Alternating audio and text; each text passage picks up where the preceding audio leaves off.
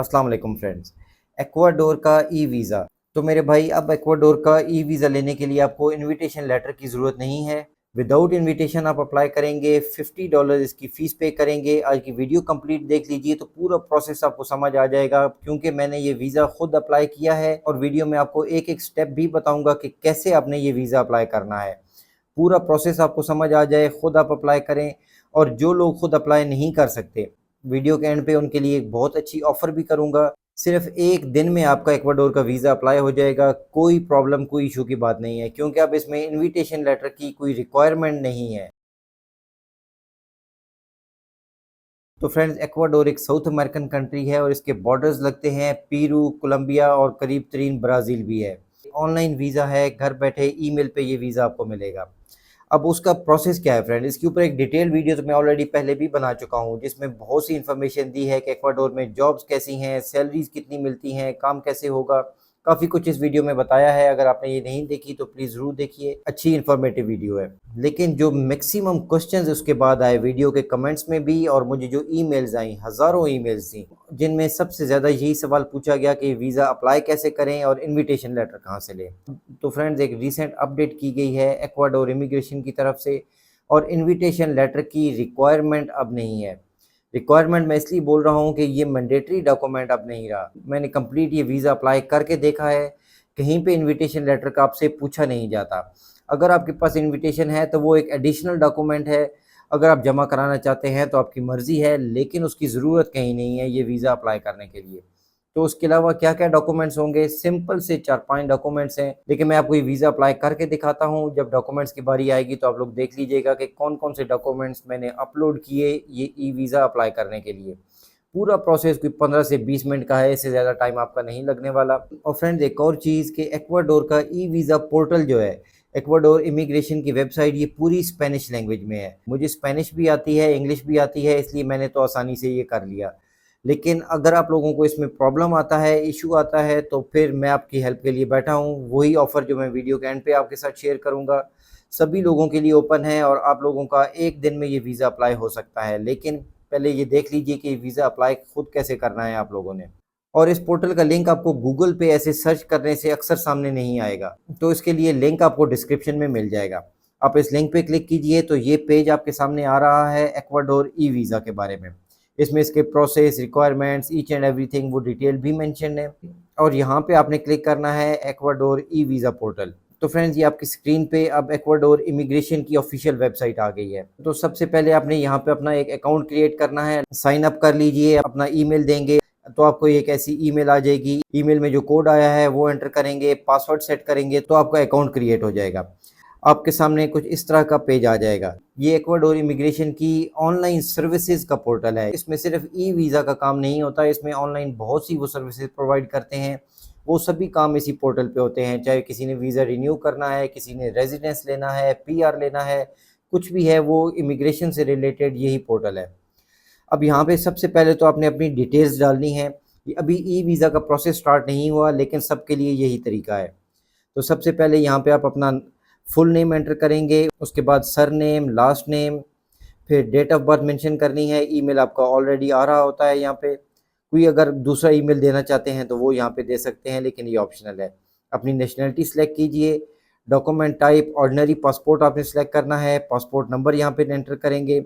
अब ये बड़ी अजीब सी चीज़ जो मैंने पहली बार देखी है कि सेक्स पूछा गया है और जेंडर पूछा गया है।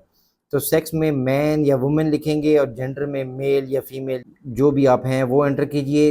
इन दोनों ऑप्शंस को आपने टिक मार्क करके सेव पे क्लिक कर देना है। अब इसके बाद फ्रेंड्स, आपका असल प्रोसेस स्टार्ट होता है। आपने यहाँ पे वीज़ा की सर्विसेज को सिलेक्ट करना है, तो चूज़ पे क्लिक कर दीजिए। माई रिक्वेस्ट मीन्स कि आपकी कोई अभी एप्लीकेशन यहाँ पे स्टार्ट नहीं हुई है। अगर कोई एप्लीकेशन है आपकी पेंडिंग में तो वो यहाँ पे शो करेगा। कोई आपकी पुरानी एप्लीकेशन है तो यहाँ पे प्रोसीजर हिस्ट्री में शो करेगा। लेकिन अभी हम स्टार्ट करते हैं नई वीज़ा एप्लीकेशन। तो न्यू प्रोसीजर पे आप क्लिक करेंगे तो उसके बाद आपसे टाइप ऑफ सर्विस पूछ रहा है, मीन्स आपने क्या करना चाहते हैं। यहाँ पे न्यू वीज़ा है, वीज़ा रिन्यूअल, ये सारी सर्विसेज यहाँ पे प्रोवाइड कर रहे हैं वीज़ा से रिलेटेड। तो आपने चूज़ सर्विस पे क्लिक कर दीजिए। तो यहाँ पे आपने सेलेक्ट करना है न्यू वीज़ा। तो इसके बाद आपके सामने कुछ ऐसा इंटरफेस आएगा। और इसमें 3 ऑप्शंस हैं कि आप खुद अपने लिए अप्लाई कर रहे हैं, कोई अटॉर्नी, कोई लीगल रिप्रेजेंटेटिव, कंसल्टेंट आपके लिए अप्लाई कर रहा है या आप किसी बच्चे के लिए अप्लाई कर रहे हैं। तो आपने यहाँ पे पर्सनल एप्लीकेशन को सिलेक्ट करना है, फिर अपना इमिग्रेशन स्टेटस आपने बताना है कि कौन से स्टेटस की सर्विस आपको ज़रूरत है। डिप्लोमेटिक कुछ सर्विस लेना चाहते हैं, temporary visitor, temporary resident, permanent resident, तो इसमें आपने सेलेक्ट करना है टेम्परेरी विजिटर। तो टाइप ऑफ प्रोसीजर, यहाँ पे बहुत से टेम्परेरी वीज़ाज़ आ रहे हैं, तो आपने इसमें सेलेक्ट करना है जो सेकंड ऑप्शन आ रही है, टेम्परेरी विजिटर टूरिस्ट 90 डेज़, इसको सिलेक्ट कर लीजिए। और उसके बाद यहाँ नीचे आपके पास एक ही ऑप्शन आएगी, टूरिस्टा 90 डेज़, ये स्पेनिश में है, इसको आप सिलेक्ट करके कंटिन्यू पे क्लिक कर देंगे। सिलेक्ट टाइप ऑफ प्रोसीजर, इसको आपने एक्सेप्ट करना है।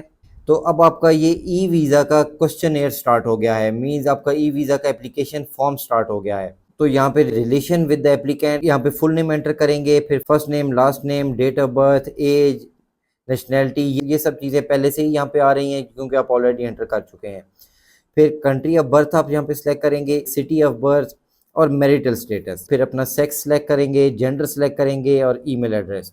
अब फ्रेंड्स एक ख़ास बात यह है कि आप जब मैरिड करते हैं तो आपके नीचे स्पाउस की इन्फॉर्मेशन आपसे पूछी जाती है, लेकिन अगर आप मैरिड नहीं हैं, यहाँ पे सिंगल कर दीजिए, तो फिर आपको स्पाउस की इन्फॉर्मेशन देने की ज़रूरत नहीं है। तो मैं यहाँ पे सिंगल ही सिलेक्ट कर देता हूँ क्योंकि मैं एक सैम्पल के लिए ये वीज़ा अप्लाई कर रहा हूँ, आप लोगों को दिखाने के लिए। और उसके बाद फ्रेंड्स रह जाता है आपकी पिक्चर, जो कि 5 बाय 5 सेंटीमीटर वाइट बैकग्राउंड के साथ एक क्लियर पिक्चर आपकी होनी चाहिए, वो यहाँ पे आप अपलोड कीजिए। Do you have a disability, इसको नो कर दीजिए और आपने कंटिन्यू कर देना है। तो आपके पास नेक्स्ट कुछ इस तरह का पेज आ जाएगा जिसमें आपसे आपके पासपोर्ट की डिटेल्स ले रहा है। आपका ऑर्डिनरी पासपोर्ट और पासपोर्ट नंबर ऑलरेडी सिलेक्टेड है। इशू डेट यहाँ पे आपने मेंशन करनी है, expiry date, country of issue और सिटी ऑफ इशू, और उसके बाद आपने इसको कंटिन्यू कर देना है। तो फिर नेक्स्ट पेज पे आपका एड्रेस और उसकी सब डिटेल्स आ जाती हैं। कंट्री ऑफ रेजिडेंस आप सिलेक्ट करेंगे, प्रोविंस, स्टेट सिलेक्ट करेंगे, होम सिटी, उसके बाद एड्रेस अपने घर का मेंशन करना है, होम फ़ोन नंबर, अपना मोबाइल नंबर भी दे सकते हैं, लैंडलाइन है तो वो भी दे सकते हैं। Mobile phone number, work phone number लाज़मी देना है। आपका बिज़नेस है, शॉप है या कोई जॉब करते हैं, जो भी है, यहाँ पे उसका नंबर दे दीजिए। अगर अपनी कंपनी या ऑफ़िस का नंबर नहीं देना चाहते तो किसी चाचे मामे का अपना यहाँ पे फ़ोन नंबर दे दीजिए। अब ये कन्फ्यूज़ करने वाली चीज़ है फ्रेंड्स, इसको ज़रा ध्यान से देख लीजिएगा कि कंट्री ऑफ इंटरव्यू के लिए क्या करना है। इंटरव्यू तो इसमें है नहीं क्योंकि ये एक ई वीज़ा है, इसमें पाकिस्तान तो आ नहीं रहा। इंडिया वाले इंडिया सेलेक्ट कर सकते हैं और इंडिया में इक्वाडोर एम्बेसी सेलेक्ट कर सकते हैं, लेकिन जो लोग पाकिस्तान से अप्लाई कर रहे हैं उन्होंने यहाँ पे इक्वाडोर ही सिलेक्ट करना है।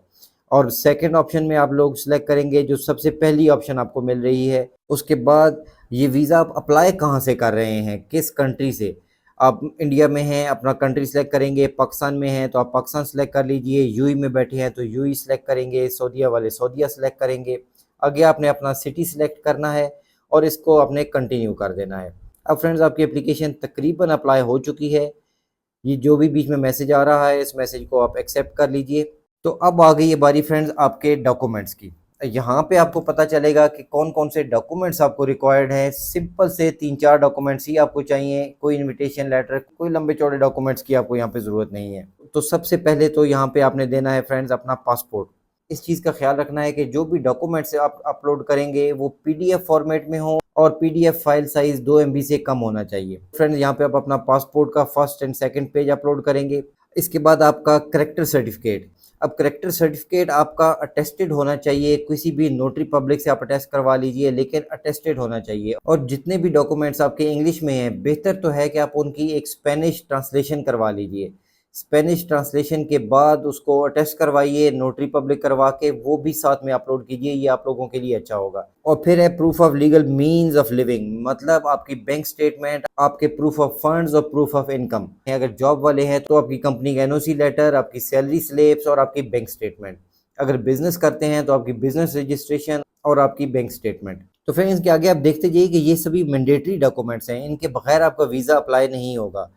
इसके बाद नेक्स्ट है फ्रेंड्स आपकी travel itinerary and round trip tickets. आपके ट्रैवल से रिलेटेड जो भी डॉक्यूमेंट आपके पास हैं, hotel booking, air ticket booking, आपका डे टू डे प्लान, वो सारी चीज़ें आपने यहाँ पे एंटर कर देनी है। तो इसके बाद फ्रेंड्स अब नेक्स्ट डॉक्यूमेंट जो है, और ये मैंडेटरी नहीं है, और ये है आपके लीगल रिप्रेजेंटेटिव के लिए कि अगर कोई और आपकी जगह अप्लाई कर रहा है, कोई कंसल्टेंट है, एजेंट है, कोई अटॉर्नी या लॉयर है, तो तो उसको आपने पावर ऑफ अटॉर्नी दी है कि भाई आपके बिहाफ पे वो ये सारी डिटेल्स अपलोड कर सके और वीज़ा अप्लाई कर सके। तो अगर कोई पावर ऑफ अटॉर्नी इस तरह दी है तो वो यहाँ पे अपलोड करनी है।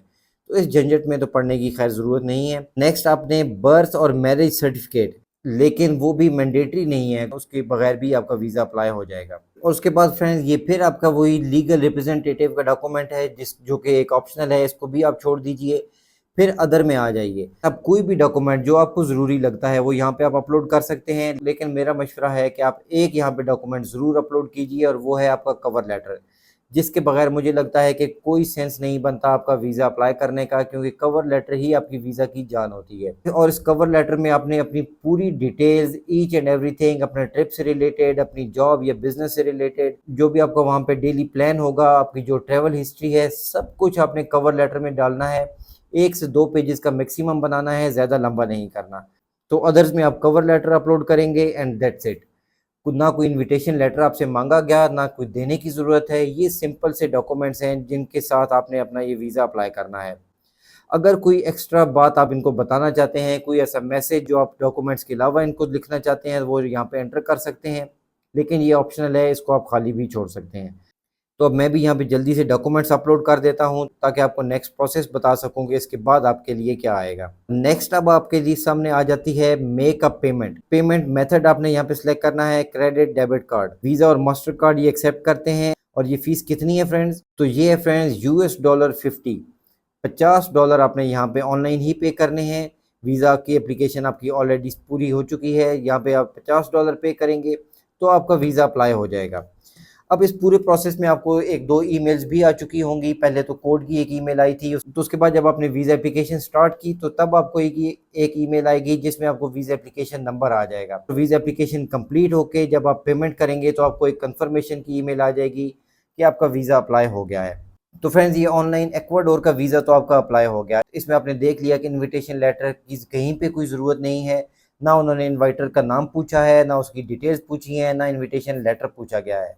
तो इट मीन्स कि इनविटेशन लेटर की अब ज़रूरत नहीं है आपको एक्वाडोर का ये वीज़ा लेने के लिए। इसके बाद आपने सिर्फ वेट करना है। तकरीबन 3 वीक्स इसका टोटल टाइम है, लेकिन आपको 1 वीक में भी जवाब आ सकता है, 2 दिन में भी आ सकता है या 3 वीक्स भी लग सकते हैं। तो वेट कीजिए, वीज़ा लगने के चांसेस बहुत अच्छे हैं। तो फ्रेंड्स अब बात करते हैं उस ऑफ़र की जो वीडियो के स्टार्ट में मैंने आपको बताया था कि जो लोग ये वीज़ा खुद अप्लाई नहीं कर सकते। मैंने इसलिए पहले वीज़ा अप्लाई करके दिखाया क्योंकि ये बहुत अच्छा है कि आप लोग खुद अप्लाई करें। सिर्फ $50 पे करें, खुद अप्लाई करें, किसी की आपको ज़रूरत नहीं है। ये ऑफ़र उन लोगों के लिए है जो अपना वीज़ा खुद अप्लाई नहीं कर सकते या उनको लगता है कि हम सही अप्लाई नहीं कर पाएंगे, कुछ गलती हो जाएगी। तो उन लोगों के लिए वीज़ा अप्लाई करवाना बहुत ही ईजी है। इसके लिए आपने मुझे एक ईमेल करनी है और ईमेल का सब्जेक्ट आपने देना है Ecuador e visa online application. ये सब्जेक्ट में लिखेंगे तो मुझे पता चल जाएगा कि ये Ecuador e visa online apply करवाने के लिए किसी ने ईमेल की है। हमारे इमिग्रेशन एक्सपर्ट से मेरी बात हो चुकी है, वो एक बहुत ही छोटी सी फ़ीस लेके आपका ये ऑनलाइन वीज़ा अप्लाई कर देंगे। डॉक्यूमेंट्स ऑफ कोर्स आपने खुद प्रोवाइड करने हैं। बेशक आपके पास पीडीएफ में नहीं है तो आप सिंपल स्कैन करके डॉक्यूमेंट्स प्रोवाइड कर देंगे, आपके ही ईमेल से ये वीज़ा अप्लाई होगा और उसके बाद जो भी रिज़ल्ट आएगा वो भी आपको ईमेल पे ही आएगा या आपके पास पासवर्ड होगा, आप लोग खुद ऑनलाइन चेक भी कर सकते हैं ये पोर्टल खोल के। तो ये पोर्टल मोबाइल पे ओपन नहीं होता, ये सिर्फ आपके लैपटॉप या डेस्कटॉप पे ओपन होगा। मोबाइल पे आपको डेस्कटॉप व्यू पे जाना पड़ेगा तो शायद आपके पास ये ओपन हो जाए। जिन लोगों को स्पेनिश ट्रांसलेशन में प्रॉब्लम है वो लोग भी उनसे रब्ता कर सकते हैं, वो स्पेनिश ट्रांसलेशन में भी आपको डॉक्यूमेंट्स अरेंज करवा देंगे।